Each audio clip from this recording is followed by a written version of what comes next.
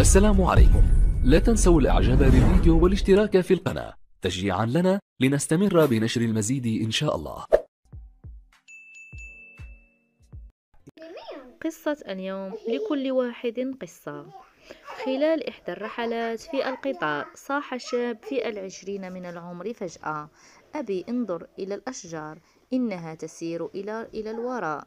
وابتسم حينها الأب لابنه في عطف، في حين راح بقية الركاب ينظرون إلى الشاب بعين الشفقة. وما هي إلا لحظات حتى صاح الشاب مجددا: أبي أبي انظر إلى الغيوم في السماء، إنها تلحق بنا أيضا. ابتسم الأب من جديد، وفي حينها اقترب منه أحد الركاب وقال له: لماذا لا تعرض ابنك على طبيب جيد؟ وأجاب الأب: لقد فعلت في الواقع.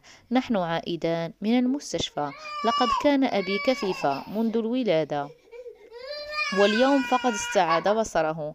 العبرة المستفادة من هذه القصة: لكل شخص منا قصة، فلا تحكم على الآخرين قبل أن تعرفهم جيدا، قد تدهشك الحقيقة عنهم.